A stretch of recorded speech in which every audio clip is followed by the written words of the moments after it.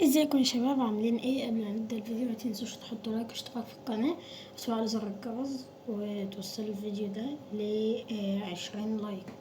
النهارده احنا هنتعلم حاجه جديده وهي القوات الجويه. اول حاجه الهليكوبتر بتعد الهليكوبتر من اهم الوحدات الجويه في اللعبه. ليه؟ بتتقسم لثلاث انواع. هقولها لكم. والتلات انواع دول مهمين.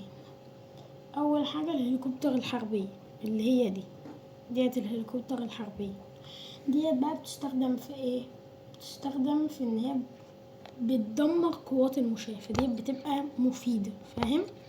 وكمان عندك خرجت وكمان عندك الهليكوبتر الهجومي الهليكوبتر الهجومية. الهليكوبتر الهجومية دي بتستخدم لتدمير المدرعات، الراجمات، المضادات كده يعني، فدي برضه مفيدة، فاهم؟ تالت حاجة بقى وهي على فكرة أنا عايز اقول لكم على حاجة. الهليكوبتر الحربية ديت بتفضل طول الايام عادي ان انت تعملها، لكن الهليكوبتر الهجومية ديت بيزداد أهميتها أو بيزداد استخداماتها بعد اليوم 15. ليه؟ عشان بيبقى كل اللاعيبة اعتمدت على الجيوش المتقدمة في اللي هي المدرعات أو الدبابات يعني، والراجمات والمدرعات والمضادات قصدي. تمام؟ فالعيب الوحيد فيها ان مدى طيرانها قصير، فعشان كده بتحتاج ان انت تبني مطارات في اماكن مختلفة في دولتك، بس ده العيب. بعدين هليكوبتر مكافحة الغواصات. هليكوبتر مكافحة الغواصات ديت يعني مش مع عمري ما عملتها، يعني ليه؟ مش حاسة ان هي بيبقى لها استخدامات كتيرة ولا مهمة. هي بيقولك ان هي اهميتها مهاجمة الغواصات في البحر. يعني ايه؟ يعني انت بتقوم جاي رايح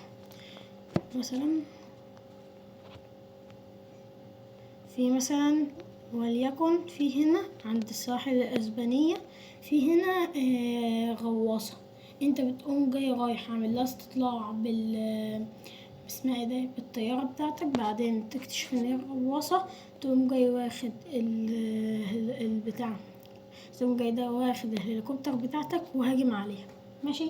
فهي ملهاش لازمة اوي يعني. بيقولك بقى لكن النوع ده ما بيستخدمهوش غير عدد قليل، ايوه.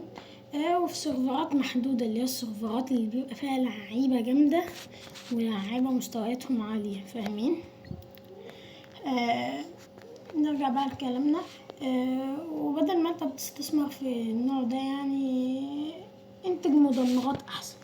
انا شايف يعني لو انت عايز تنتج النوع ده ما تنتجهوش، انتج المدمرات. ليه؟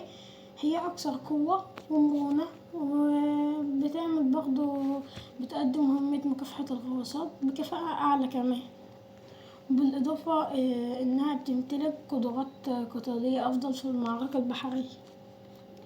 يعني خلاصة الدرس من الآخر، الهليكوبتر الحربية هي الأفضل لمهاجمة المشاة.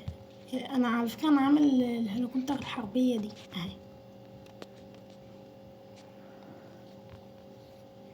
هليكوبتر حربية،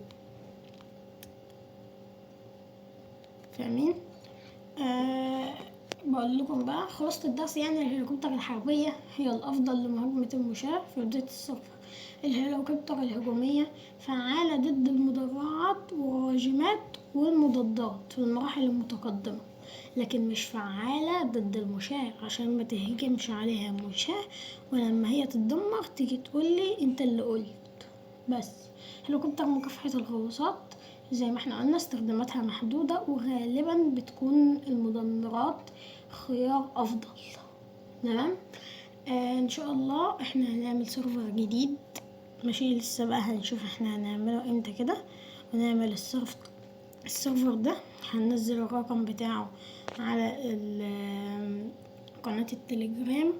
ادخلوا بقى احطوا لنا لايك واشتراك في القناة ونوصل الفيديو ده ل20 لايك زي ما احنا قلنا في اول الفيديو، واكتب لنا تعليق يدعمنا. واحنا هننزل هنحط الرابط بتاع قناة التليجرام تحت في الديسكريبشن او الوصف يعني، ادخلوا شوفوها، ويلا نشوفكم الفيديو الجاي. سلام.